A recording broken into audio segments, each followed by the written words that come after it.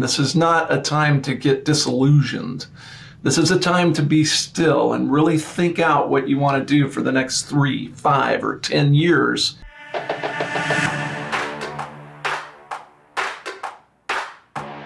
On today's episode, we have the pleasure of sitting down with Troy Korsgaden. Troy is a sought-after insurance carrier consultant. He's the principal of Korsgaden International. He's the author of 8 books.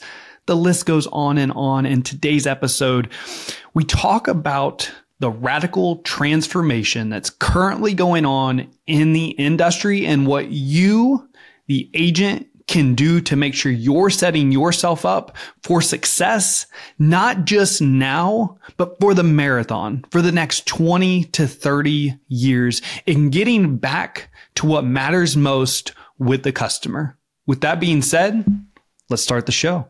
Hey, welcome to the Insurance Buzz. We are your hosts, Michael and Courtney Weaver, and we have a very special guest with us today, Troy Korsgaden. Troy, how are you? Doing awesome. How are you guys doing? We are so good. Thank you so much for coming on bright and early on this Monday morning.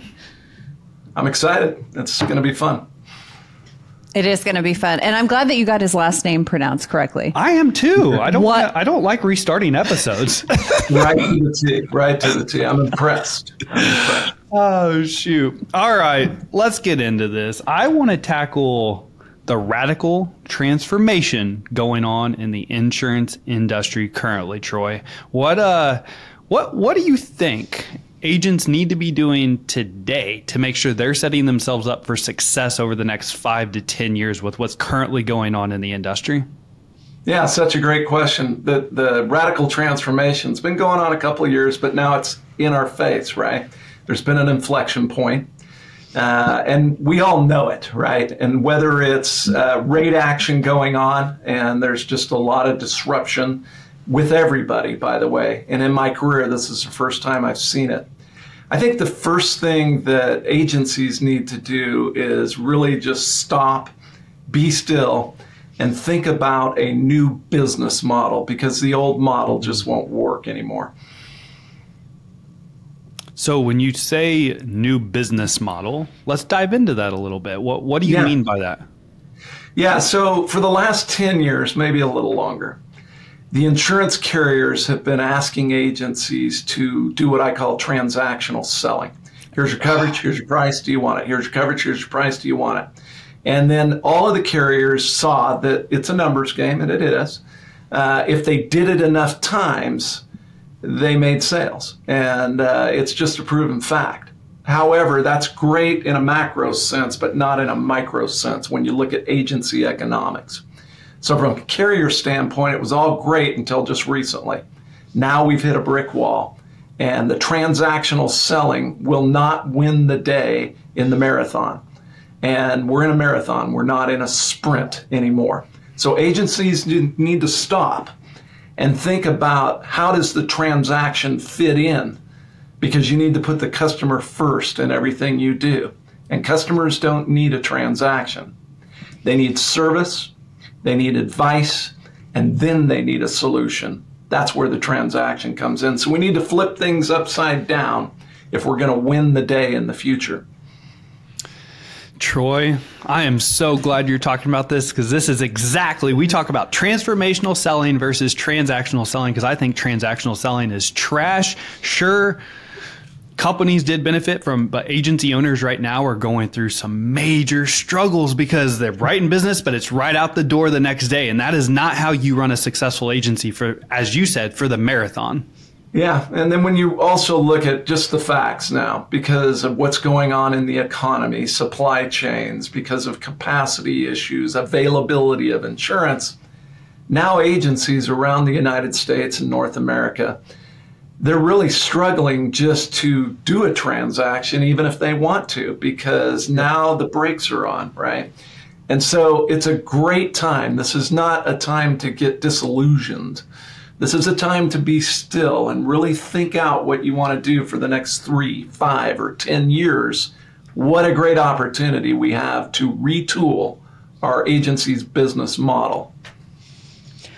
So if I'm listening to this and I'm somebody who is currently in that transactional selling model, and I take your advice and I sit and I get still and I think, okay, what is this new business model? What advice would you give me to make the next step to move towards a different business model? Yeah, Courtney, here's the thing.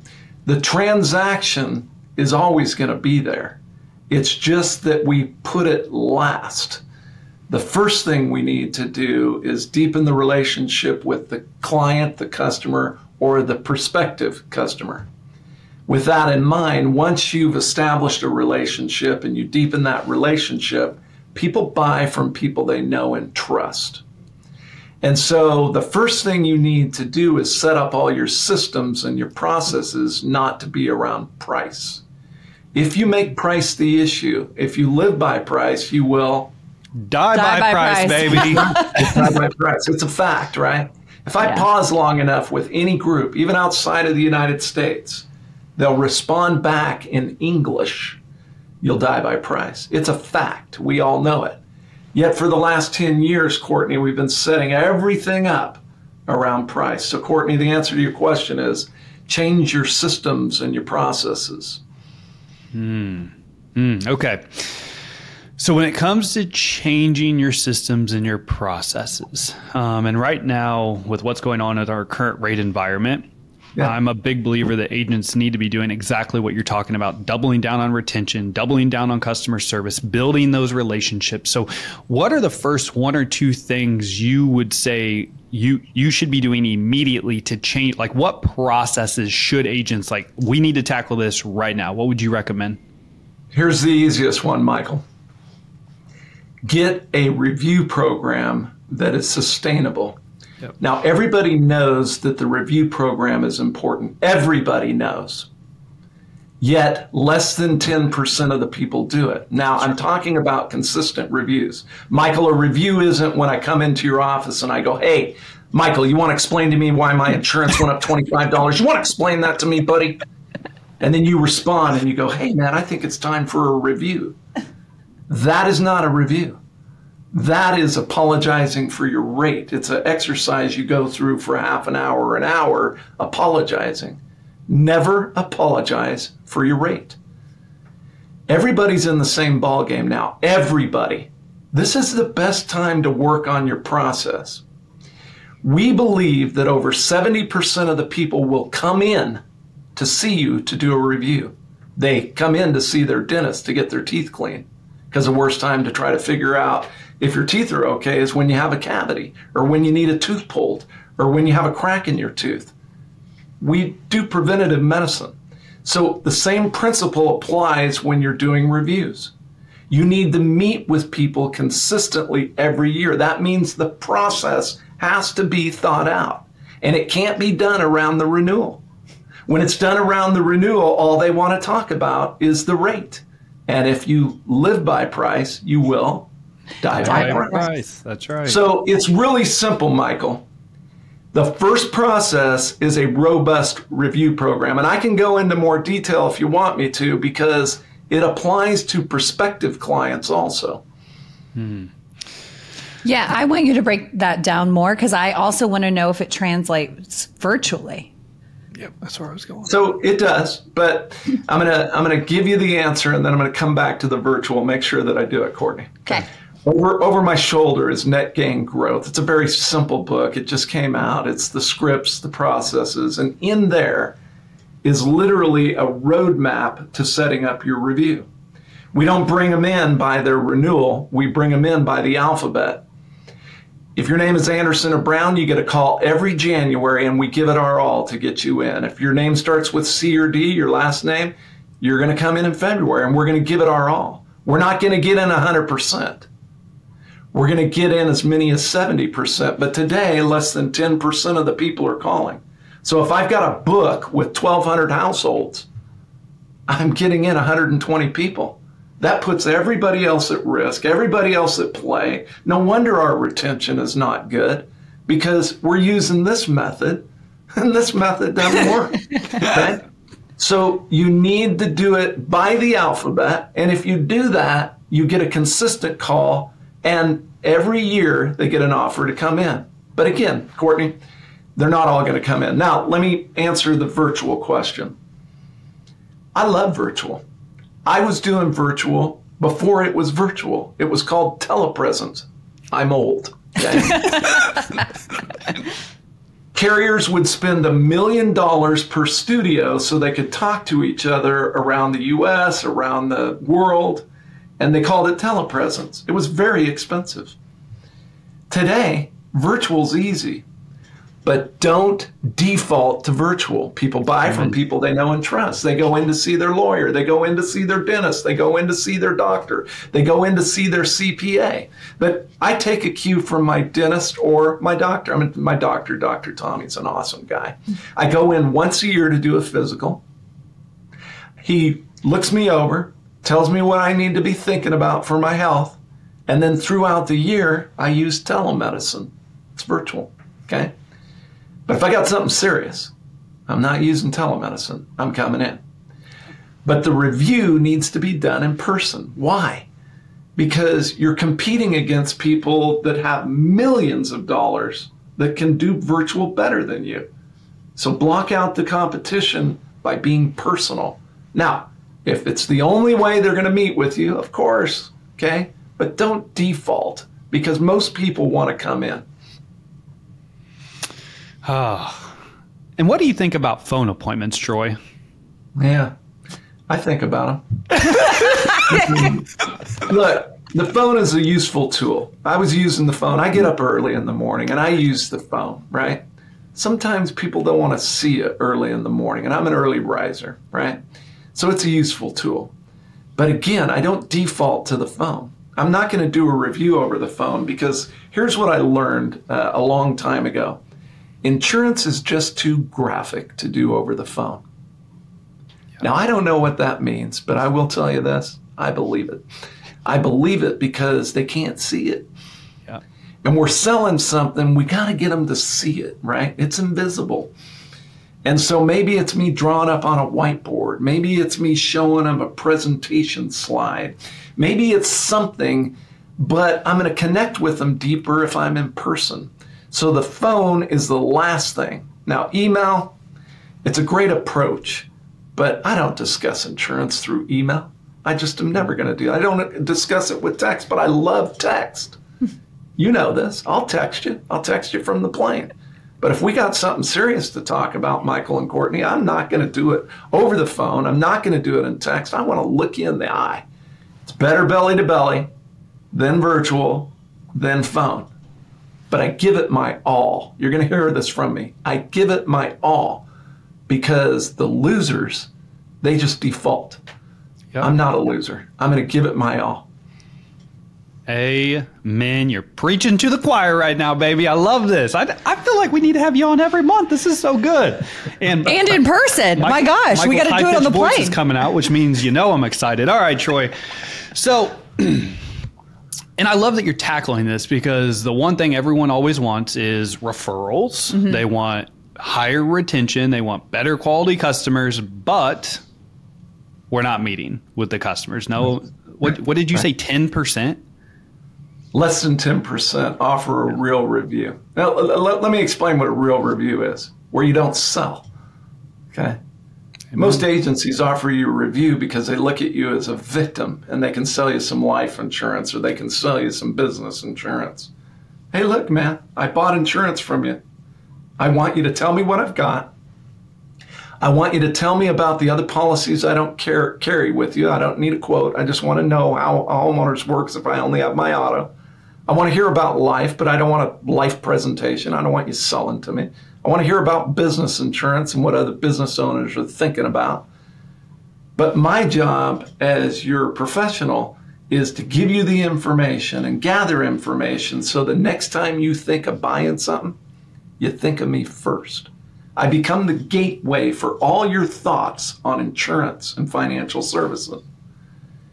If I'm the gateway and I'm the first thing you think about, you come to me as your starting point. I go to my doctor, I get my physical, but I got a little fibrillation. He says, we got to get that looked at. He doesn't crack me open. He brings in a heart expert, a specialist. Now, they may be right in the building. They may be outside of the building. You're getting the idea here as an insurance professional. We need to build high performance teams because we got to be the first place they come and go to. Now, I heard you say referrals. Make sure we talk about that. Okay. But lead with service. Lead with service. I want to get into referrals.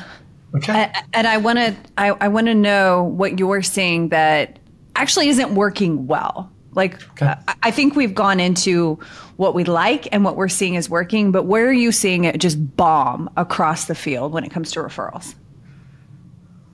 We're not giving first. There was a philosopher that used to say, giving starts the receiving process. So the first thing you have to do before you get anything is you got to give. And you don't always get it back from the person you're giving to. It's a law of the universe, right? But in our world, it works, right? If you do a great job in a review, or you do a great job with a claim, or you do a great job on boarding them if they're a new client, or if you do a great job and you bring on a new product into their household and they're an existing client, you have to tell them, I just changed your car, or I just added a home, or I just wrote your life insurance. I want the experience to be as smooth as possible. If it's not, I'm the guarantee that nothing will fall through the cracks. That's the type of service we give. That's what makes us different. Now I've set myself up for when I'm ready to get the referral, they'll give it to me, okay? I've given language to them and I've got inside their head. Now, I'm not going to tell you the way that bombs for other people. I'm going to tell you what bombs for me. And I've been in this business since 1983, but here's what bombs for me. Michael, Courtney, tell me your 5 best friends. Tell me your 5 best friends. Tell me how like that don't work for me. I'm not that kind of guy. You know why? I don't like salespeople. I just don't like them. There's something about somebody like Ned Ryerson always trying to sell me something. Groundhog's Day, you remember this guy? Yes. Yeah. I don't like them. Okay, I don't want to be around them. I choose who I'm around. So I got to differentiate myself. So the best way for me, now maybe the 5 ways works for somebody else. Keep doing it. If you can do it with class and you can do it with giving spirit and you truly believe, I've got friends that do that and they do it well. They do it so well you don't even feel like they're selling you anything. But that's not for me. There's 5 or 6 ways we train people in our training to get referrals. Hey, that's one of them. But what works for me is, Michael, Courtney, we just reviewed all your insurance and your financial services. And my goal is to have everything under one roof, my roof. So you have one place to call. You don't have 4 dentists, you have one. And you don't have 5 doctors, you have one. And you don't have 3 lawyers, you have one. You got somewhere where you trust somebody. I want to be that person in insurance and financial services.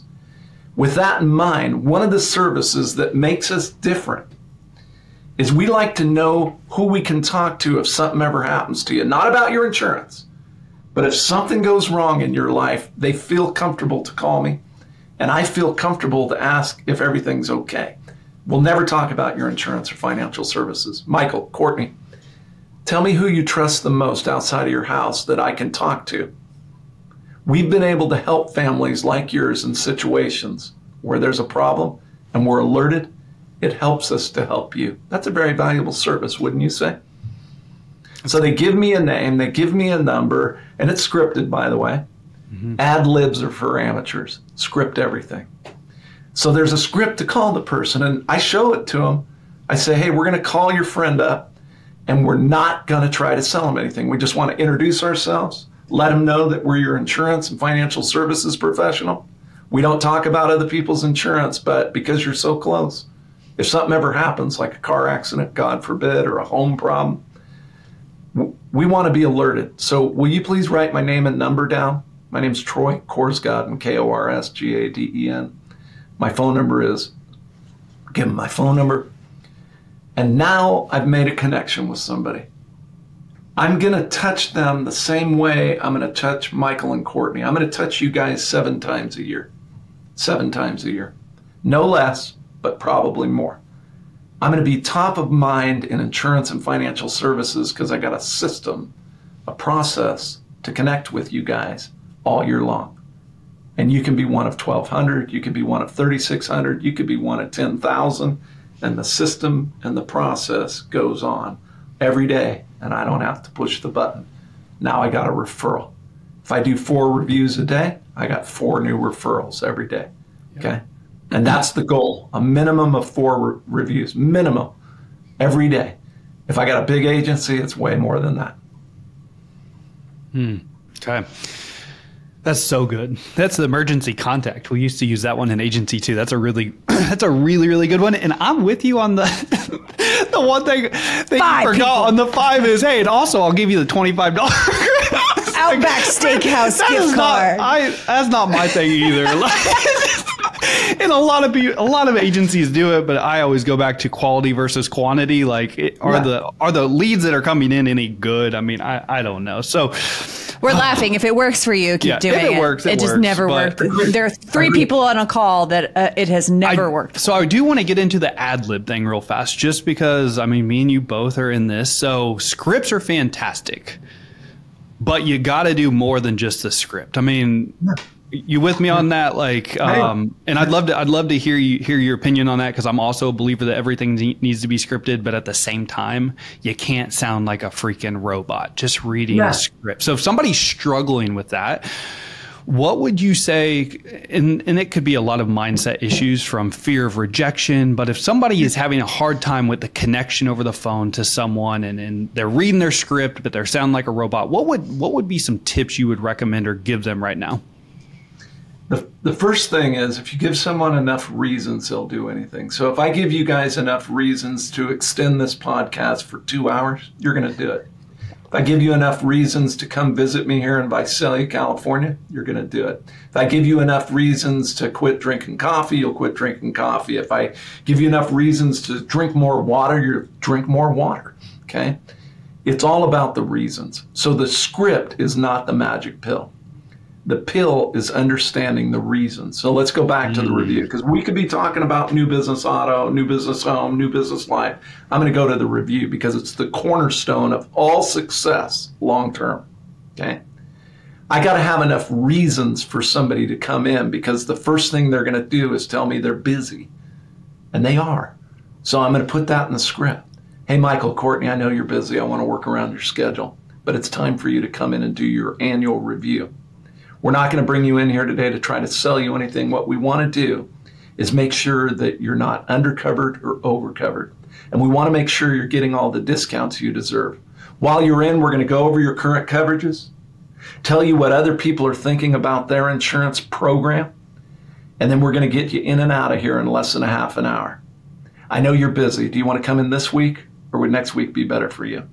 And you're going to say, I don't want to buy any more insurance. I said, well, that's not the reason for my call. As I stated, we want to go over all your insurance. The worst time to figure out what type of insurance you have is at the time of a claim. A loss, okay? If I pause long enough, about 80 or 90% of them will fill in the blank, a loss, a claim, right? If they don't, I fill the blank in for them. So there's only about 5 objections. I'm too busy. I'm insurance poor. There's different ways of saying these things, but you just got to be of the mindset that you believe they need to come in. So I'm going to give you an example, and then I'll shut up here for a second. I get a call, and my first book was called Power Position Your Agency. There's over 250,000 copies in circulation. And the reason that book was so popular, number one, nobody wrote books back then, so it wasn't, it was new and it was different, right? But I talked about the dentist office and how I listened to the dentist's office call me to get my teeth cleaned. There was a woman that called me and she says, Troy, it's time to come in and get your teeth cleaned. I said, oh no, I'm an insurance agent. I work alone. I'm too busy to come in to get my teeth cleaned. And she says, Troy, tooth decay doesn't understand busy. You need to come in and get your teeth cleaned. We need to make sure you don't have a cavity. If a cavity is left unchecked, it turns into a root canal, and a root canal turns into a crown. And Troy, I think you get the big picture here. It's time to do some preventative medicine. Do you want to come in this week, or would next week be better for you? Okay. And all of a sudden a light bulb goes off in my head. Well, it's the same thing, right? I'm not going to go through that whole story. It's in the book. And we now give that book away for free. We just give it away. because it was so successful and it's still relevant today, all these years later. Think of it like the dentist's office. People want to get their teeth cleaned. You brought it up, Michael, fear. They're afraid. They don't want to come in. You just got to get enough reasons to get over the hump, the fear, okay? So again, it's not the script, although the script is important.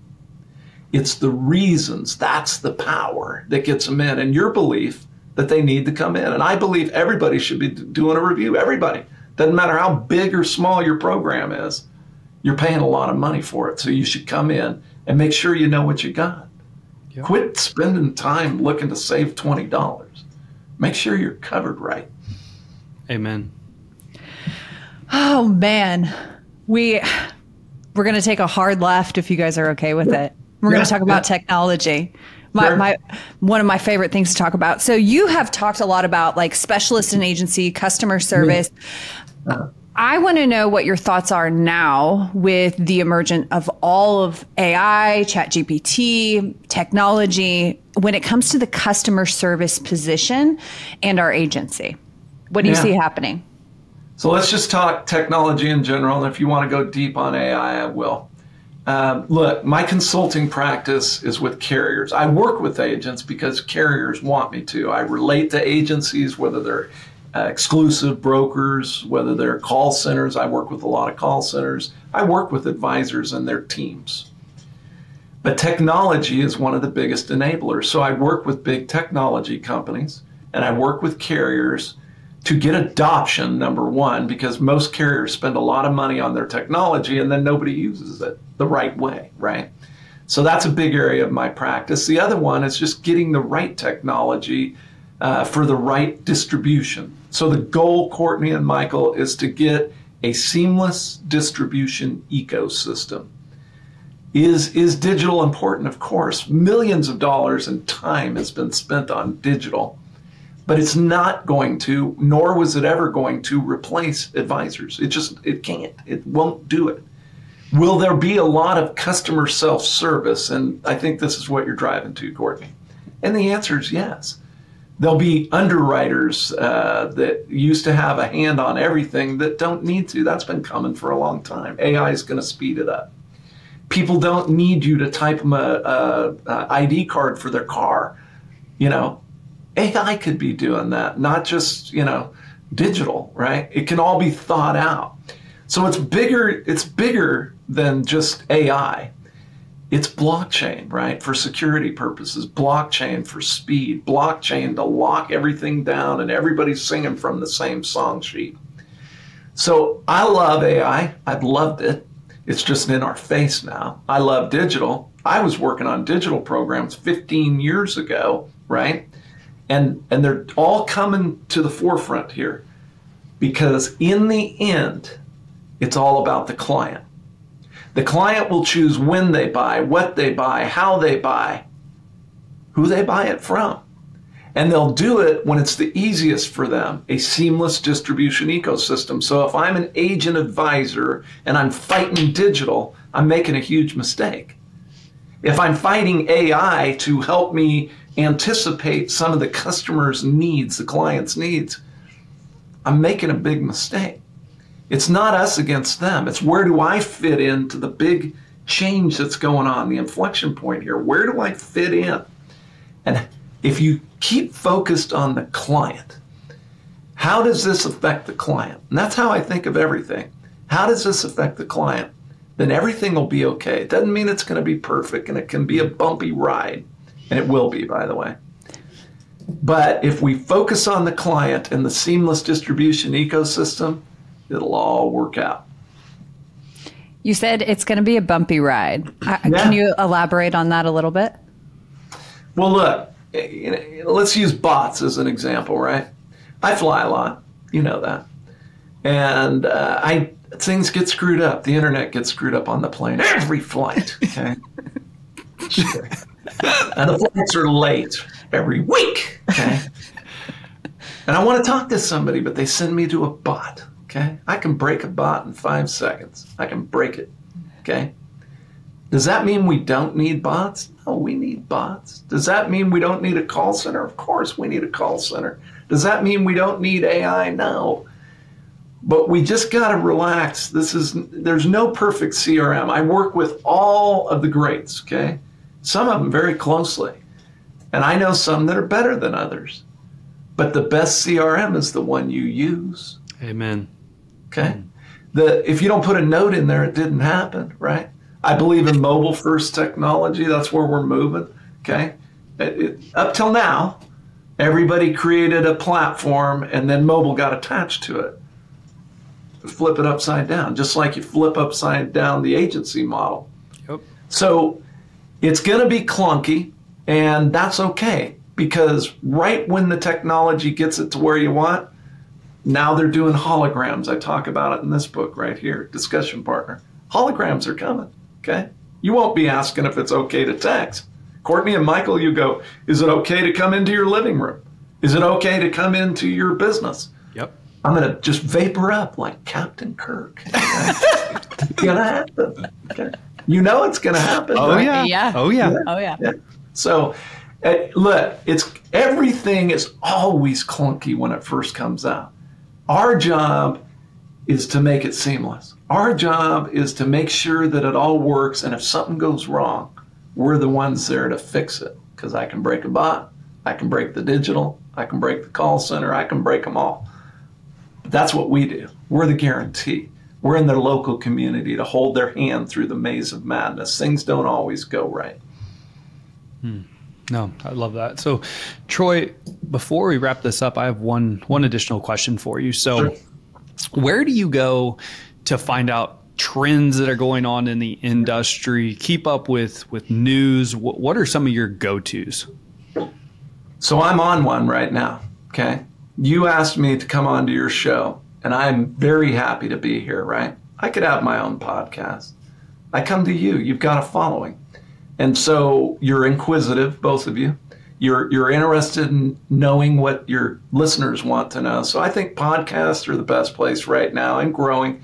We haven't even touched the tip of the iceberg. So there's your traditional news carriers. I read all of them every day. We get them digitally, and we get them in hard book and whatnot. I personally am working on a publication myself. But it's not just one publication, right? It's podcasts, it's going to conferences, it's being a learner. And I love what the philosopher says. How tall does a tree grow? As tall as it can. It never stops growing. And that's the way I am. I'm older now. I started in the business in 1983, but I can outrun everybody. I didn't go to college, but I can outthink everybody, because I read everything that I can and I apply it, I execute it. Ideas are awesome, but without execution, they're just delusion. They're just stupid, okay? I don't want to be well-read. I want to be well-read and having execute on what I read. YouTube is great. All these medias, that we're on today, I just can't get enough. So block time to learn, block time. Make it just like exercise. You've got to exercise to understand what's going on in the industry. And there's a tsunami of change coming. It's been coming. It will continue to come. It'll keep coming. I'm telling you, hold on to your hat. Yep. Get ready. It's going to be a radical year, 2 years that are coming down the pipe. And I'm here for it, baby. Let's go. So, Troy, if somebody wanted to connect with you, work with you, follow you, what's the easiest way for them to do that? So Korsgaden.com, thank you, by the way. Korsgaden.com, there's a news section, so I post all my LinkedIn. Hint, hint, that's the next best place, LinkedIn, because I post videos, I post memes that have content below it. It's a great place to go look for content, right? I'll post this session we're having here, this podcast. I'll post it in video. I'll post it in audio. I'll clip it out. So if they want to get a hold of me, Troy@Korsgaden.com. Troy@Korsgaden.com is my email. And if you would like a free digital book, happy to send you Inflection Point. We'll send you a free digital copy for listening to the podcast today. Just email me and say complimentary copy of Inflection Point, and Emily will return it immediately to you. I really appreciate it. Thanks. This has been so fun. Yeah, Troy, thank you so much. And for all of those of you listening, thank you so much. As you know, time is our most valuable and important asset that we all have. So appreciate you spending time with us today. Troy, we appreciate you. Today was awesome. You crushed it. Everyone, make it great.